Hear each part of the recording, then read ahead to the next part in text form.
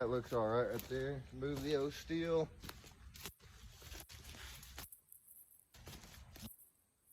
Excalibur today is what I'm using. Old Excalibur.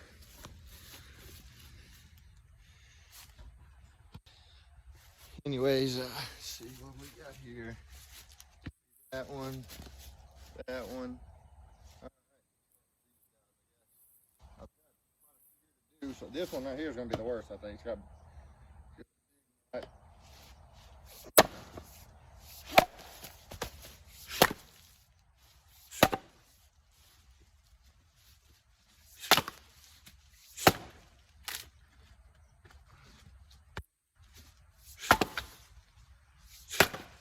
little crowded here.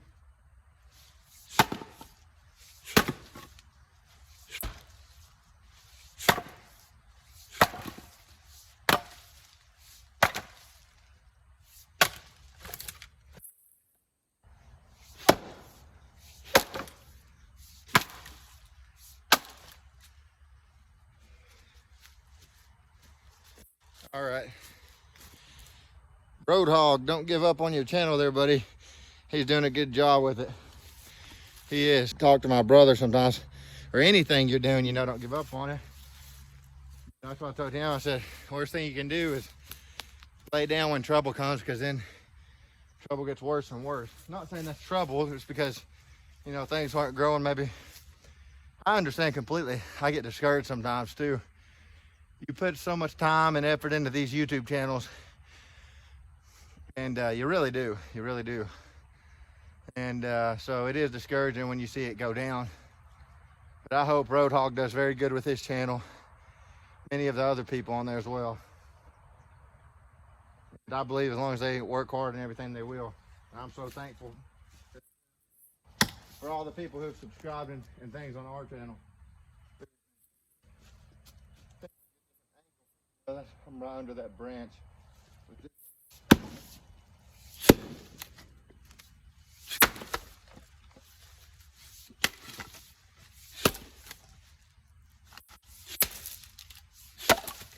So I'm out in a watch right above my head here. I don't know if you can see that, but there's a branch right here above me. And that's a very good way to get hurt. You get your axe up in that and sling it back, and then come right down and you have to be careful here under this one.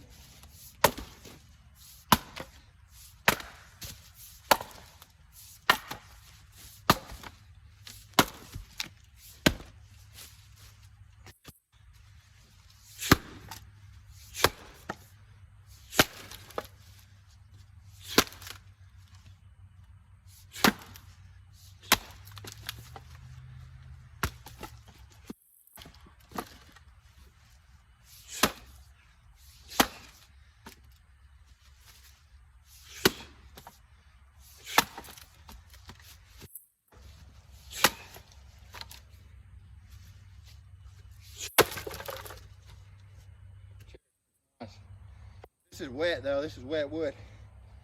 It's still green. So you string your better angle.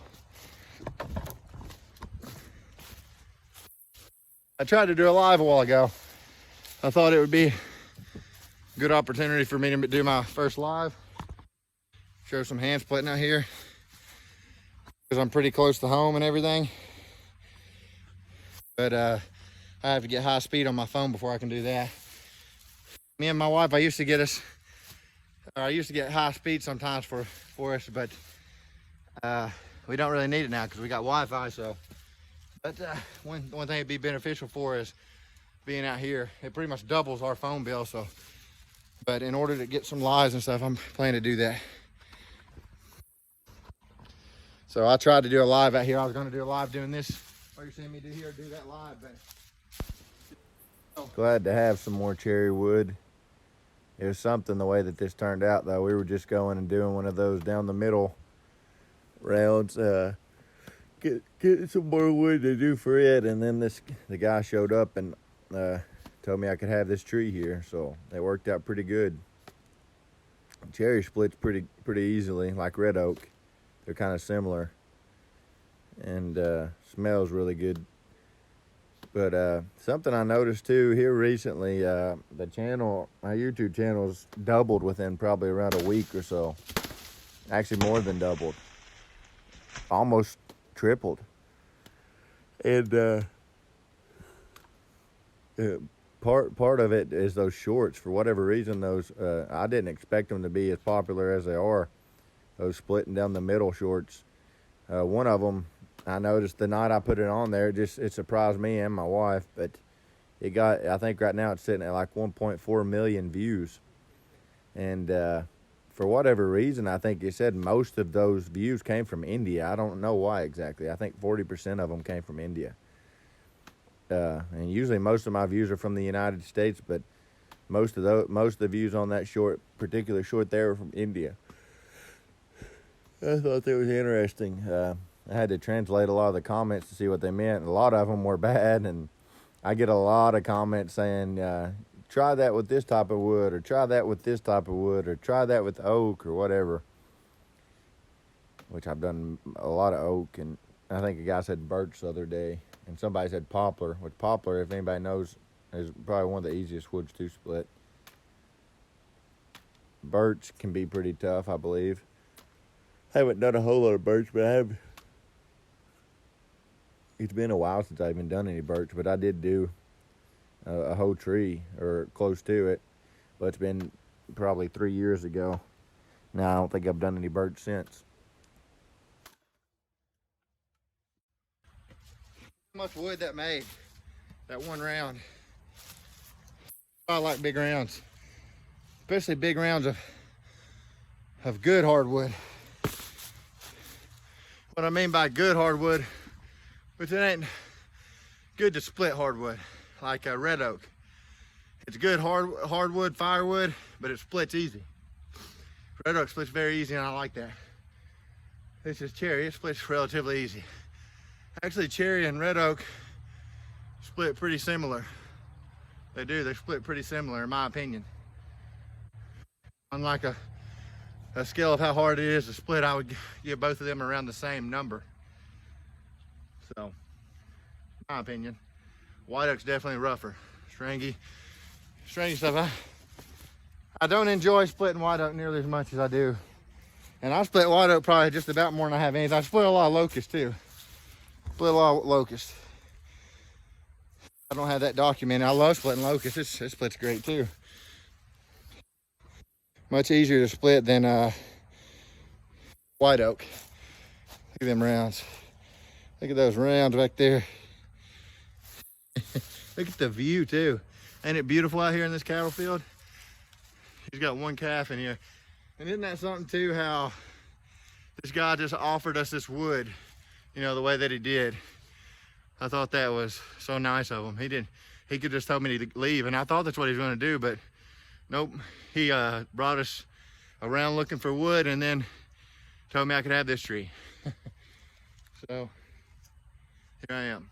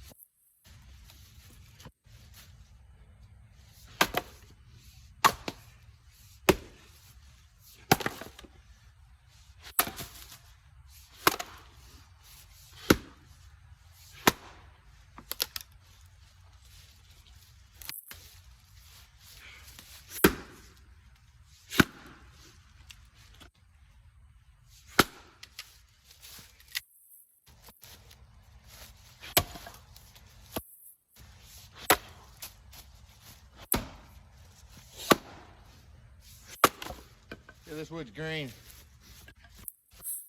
This wood's very green still. So I'm really just doing this to get footage, to be honest with you. It'll be dark probably within the next hour and a half or so. I have plenty of seasoned wood, but after finding this, I thought, why not? But Gary's axe is great, by the way. It'd be great for something like this. It's a good splitting axe. It is, and he did such a good job with the handle, putting the handle together and hanging the head and everything. It's very solid, very solid. He does a great job putting axe together. That head just isn't quite as good as this fiskars for splitting. The profile isn't there on it as much as this, you know. So it gets stuck quite a bit more. It's really good. Like when I use it on white oak, it did well with white oak, but it struggled a lot more with white oak than something like this fiskars here. And I was talking a while back to the vintage axe hoarder, and he was telling me the only axe he ever used that split better than the fiskars, he said, was Adler super splitter or something like that. So I intend to get that. It's 6 pounds, same, very almost identical head to this, except I think it's 2 pounds heavier. So this is like 4 pounds, it's 6 pounds, and it has a wooden handle. So I get a lot of stuff about using a fiberglass handle. That doesn't bother me at all. It does not. I like the feel of wood handles too, but honestly, that's not something that crosses my mind a lot. It just don't with me, not me personally. What matters, of course, like I said before, if it hurts my hand to give me a blister, then yeah, of course, I'll pay attention more to it. This doesn't at all, and I like the palm swell on this fiskars. I think they did a great job with them. And what I pay attention to a whole lot though is how good the head is for splitting, for what you're doing, you know. So it doesn't get stuck very much, the fiskars, and when it does, it's pretty easy to get out. It's actually kind of hard to make it stick because it's a splitter. It's a splitting axe. It's not made to stick, it's made to split. It's made to bust open. And that's what it does. And I'm proving it. Proving what this thing can do. Not only this, I plan to do many others. Gary's axe, I love it, and I plan to use it for years to come. It has its place for sure. With white oak isn't one of the places. You can use it with something like that, but it's definitely not as good as this fiskars for it. But like for this cherry right here, that would be great, that axe. It's really something to think about how this year has almost come to an end already, isn't it? It's already over, almost over already. 2023 is almost here. My little boy's got a birthday coming up in December. Well, this month, the 22nd, so 3 days before Christmas. And then my nephew's is on the 12th. We've got Christmas coming up, and then shortly after, 2023, Lord willing, February, I'll be 31. And I'm always glad to see spring when it does get here. I think that may be my favorite season, to be honest with you. I love spring, seeing everything grow again. And then after winter, you know, it just, of course, I love winter as well, but once spring gets here, I'm just always so glad to see it. I love all the seasons, but I do believe my favorite is probably spring, so I'm looking forward to it. Thank you again, Gary, by the way, Gary McNeely. Don't worry, I'm not going to, anybody, I'm talking to anybody, don't worry, I'm not going to convert over to only doing shorts and quit with all this stuff. This is for sure going to keep going. I know I've slowed down here recently. And those shorts, I do those just because they're a little easier, far less time consuming. I can do one of those quick compared to one of these. It takes hours, literally, with all the editing that you got to do. I was talking earlier just about how fast this year's went, and I don't know if everybody thinks like this, but I do a lot for sure, especially believing the way that I do, believing in the Bible and everything. I just think about just how that any moment could be our last, and it makes me want to cherish things, and makes me not want to waste time either, which I have. I've wasted a lot of time in certain ways as far as trying to do for God and everything. I've wasted a lot of time and not doing for Him and things of that nature. And I just think about things like that a lot. It's always in my mind, really. I look at those crosses sometimes when I'm out, you know, that you see on the side of the road that show where somebody had lost their life at, and I thought to myself before, how many of those people probably thought they were going to make it to the destination, and I would guess just about all of them did. And we could be at one of those crosses at any moment. And I know it's not. I don't like to think about death and dwell upon death. I'm not saying that I don't like that at all. I really don't. I don't think it's good to, but I think it's also good to know that at any moment could be our last. And it's good to, in knowing that, it's good to do our best to live life in a way that we can help other people, but that we can be ready to go ourselves when it is our time. And what I mean by ready is right with God. I think everybody needs to do that. That's something I need to do myself. And it's more important than anything else, but a lot of people don't really like to think about it.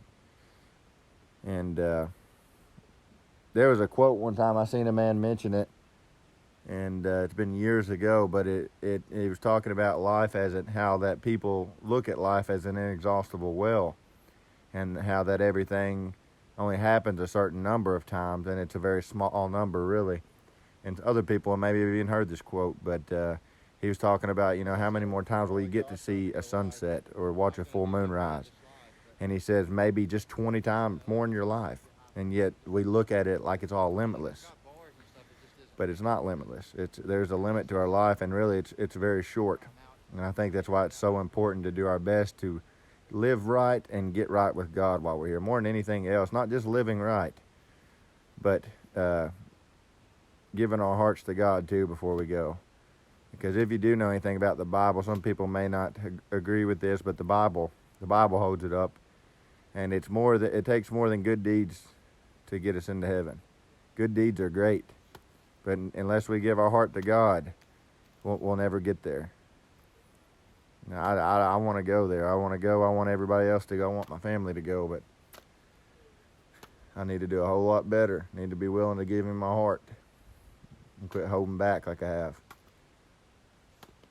But I am thankful for everything he's blessed me and my family with. He's been good to us.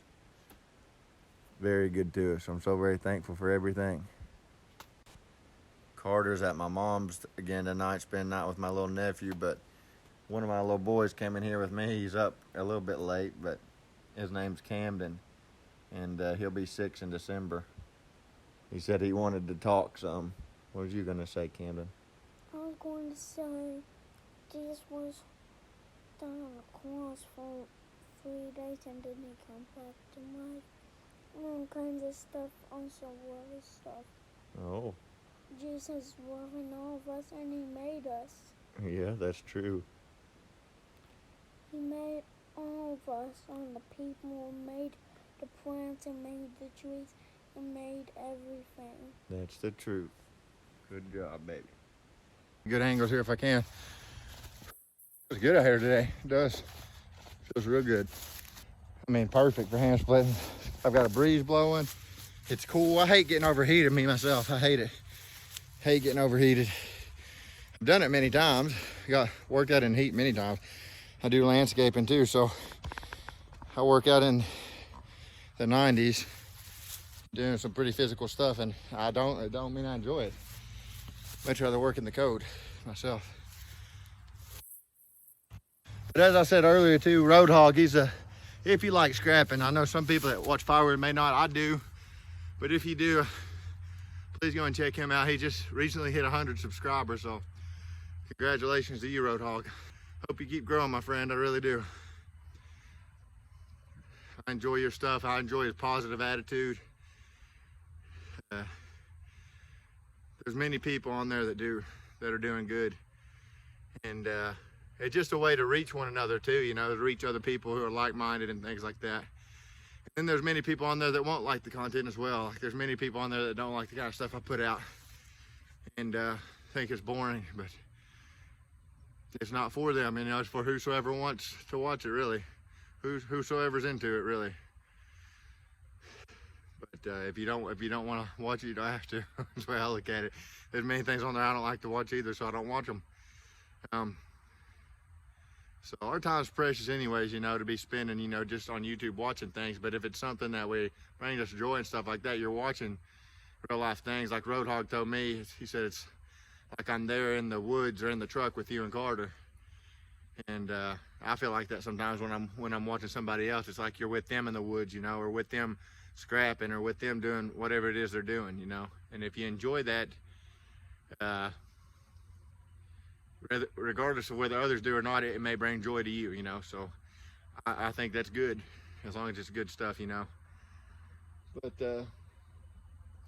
rambling. I'll get back to this. I really like that steel saw. It did a really good job bucking this wood up. And it idles good, runs good, starts good. I'm very happy with that saw. 25-inch bars, doing good on it. That's what it came with when I got it from them. I've got 1, 2, 3, 4, 5, 6, 7, 8. 8 more cherry rounds here to do, so do it. Isn't it pretty out here? See the kind of work environments you get to work in when you do this kind of stuff? Oh, it's like I've got this field to myself right now, just about, really. There's some sort of natural gas company or something over there.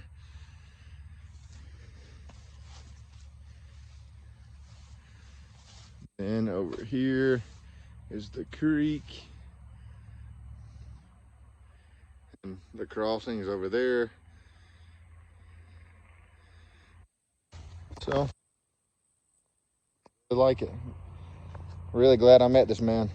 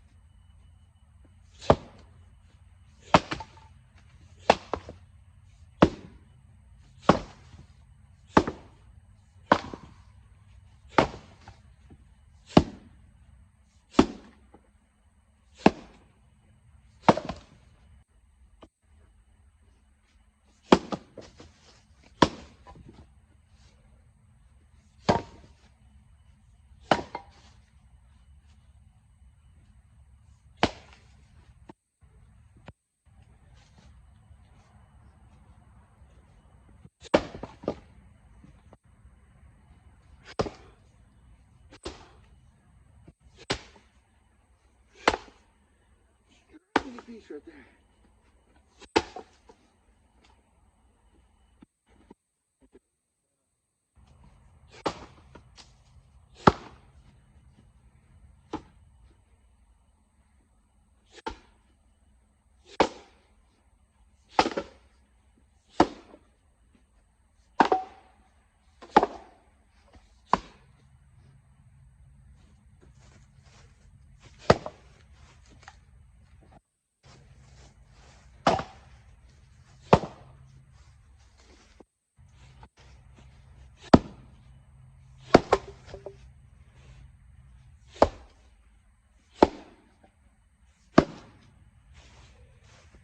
Leg lift does help. It feels like it. But when you're doing it, it's like as you come down, you just. I learned that from bucking Billy Ray, as I did many other things, but it actually works. Leg up and bring it down as you're bringing the axe down. I want to show something real quick too. Not in an offensive way at all. I want to show this. Okay, I want to show this real quick. I'm gonna try to get close enough to where you can hear me, because I know how my phone is.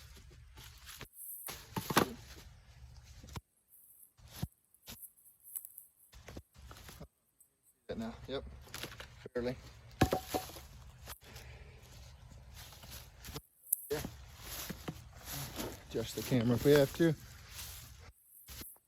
Okay, now I'm gonna show you on this round. I want to be able to get to where you can see what I'm talking about. And I just want to explain this a little bit, why I do it like this. Why I hand split the way that I do. Okay, now, a guy told me a while back, he said drop your knees, bend your knees and drop your weight or something. So what I'm guessing, and I've seen a lot of guys do this. I don't do this, and I'll tell you why. But what he was saying is to split like this. So where when you're bringing the axe down, you do this. You do this. You squat. I ain't gonna lie to you, that stiffens, my back stiffens up right when I do that. You may not believe that, but it does. But when you do this all the time, it don't take a lot to stiffen, make your back muscles tense up. But part of the reason why I don't do that, I'll show you how I do it. I don't bring the axe up like this either. I've seen guys do this, bring the axe straight up and bring it down. Straight up and down. I don't do that. what's comfortable to me, it's like a reflex. Soon as I've got the axe, as I'm leaving a splitting position and I'm getting ready for the next, this hand, it's automatic. If you watch me in my videos, I do it automatically, and so do most other men that have done this for a little while and know how to use an axe decent. But that hand's already up here. Then when you get your hand there, when you get your hand up here, you've got control. Right here, it's hard to control it. Because that's, even with 4 pounds, you know, that's on the end of a big 36-inch handle. That's hard to control that. So there's my control back. So as soon as I'm done splitting, I go back to my control. Now when I do that, and you'll notice this in my videos, and a guy said this the other day too, and it's kind of flattering really, because he was saying that one of those videos that where I split down the middle, he was trying to say that I sped that video up, and I didn't alter the speed on that video in any way. But he was trying to say that I degraded my work or something by speeding it up, and he maybe really thought that. So it's kind of flattering in a way, but I didn't speed it up at all. But one way I'm able to generate that kind of speed, in my opinion, I'm just speaking on my opinion here on what I've learned. But now, I don't, for one thing, when I'm like this, that to me, just straight up, I see guys do that. Squat like that. I don't split like that. So as soon as I'm ready, other way real quick. Okay. A little closer even. It's good there, all right. Anyways, so what I do, once I go from here, it's to here, and then around. I don't bring it, so I bring from here, and then control, split, control. I bring my arm up and around and down. Yeah. So kinda, let me show you from the front here. Like that. That's how I do. So the arm is over to the side. It's literally like your arm is doing this. I mean, that's what I do. Guys are trying to get momentum from back here where it's harder. You know, you're having to pull it up right there. You're having to pull up to get that momentum. Because look at that, how far back it is. You're having to pull that weight up and then down to get momentum. I don't do that. What I do is go around halfway, go halfway around, and then bring it down. So bring it halfway around, down. See, it works. That's how I'm able to generate the speed and the power too. And just after doing it so many times too, and different people, it's going to be different for. But that's how I do it, and that's why I do it that way. I don't squat when I hand split, and I never will. Never intend to, anyways. I don't like that method. I prefer that method. I don't intend to ever use that method.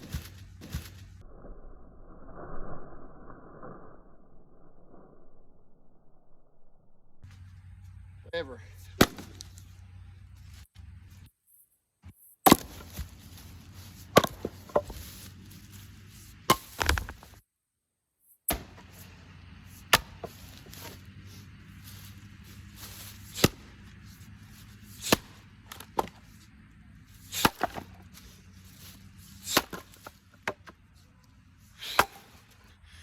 I'll show it to you again if I can. I want to show you what I'm talking about.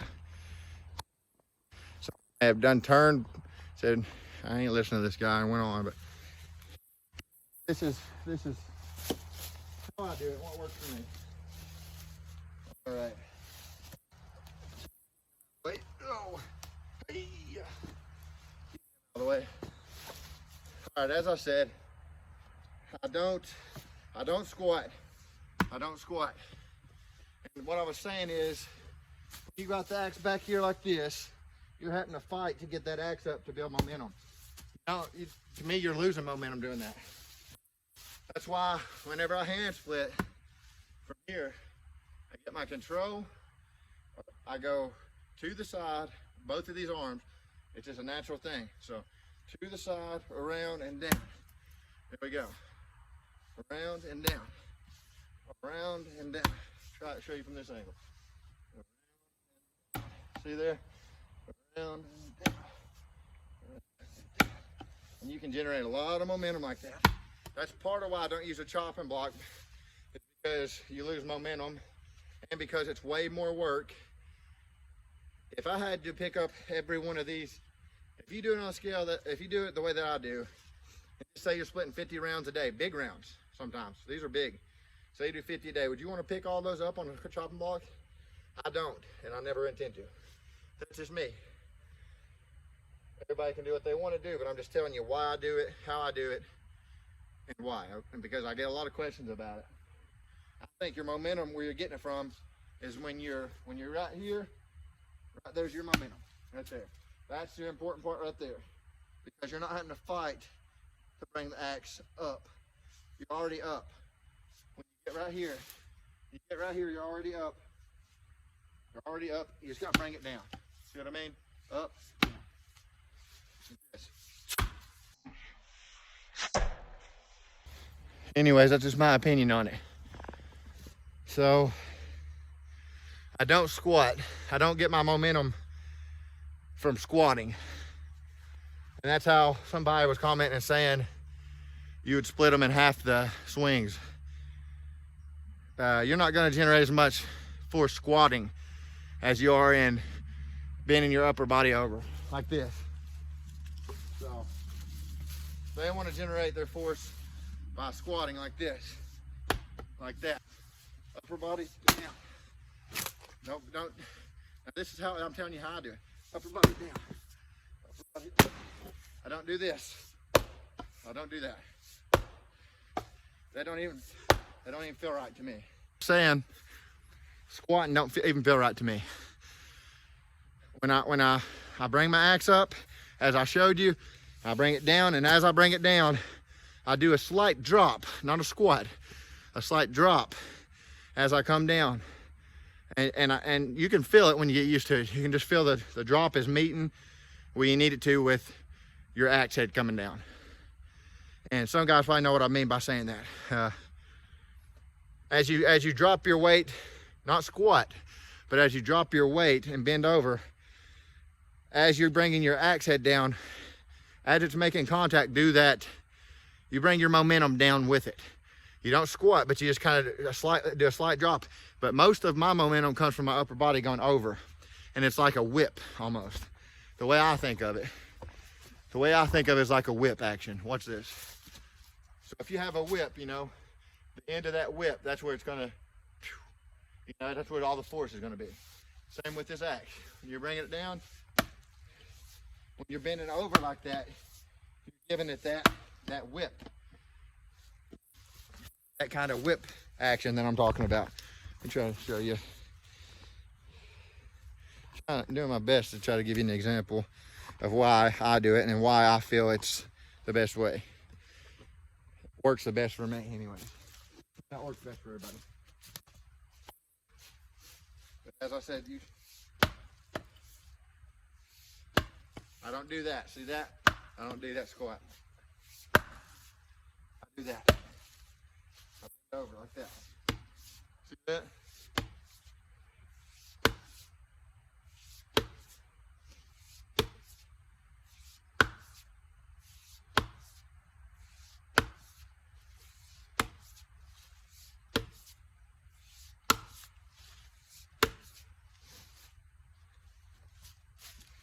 But anyways, I guess that's enough for this one. I just did a little bit of hand splitting.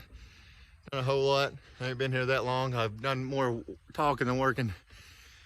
But that'll just be extra firewood right there to get sometime. That's all that is. Sun's gonna go down on me soon. It's already starting to get dark. So anyways, till next time, I appreciate you watching. Be safe, anybody that does this, and God bless you. And as well, I want to say thank you to everybody who's been watching from the beginning, who's subscribed, all the people that take their time to leave the positive feedback and everything. The more people that come along, the more negativity is going to come along, and I knew that to begin with. You just got to handle that the right way. That's all you got to do. And I've heard it said, you know, some people don't like to respond at all to negativity. The way I do it is, even if I do respond to negativity, try to respond.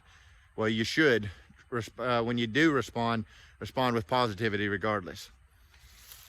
I there's a scripture in the Bible that says, recompense not evil for evil, but overcome evil with good.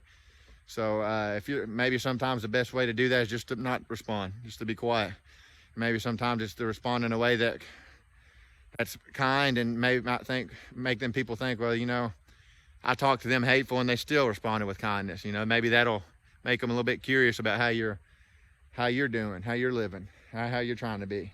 Anyways, I don't want to respond to people with negativity. I'd either not respond at all or respond with positivity.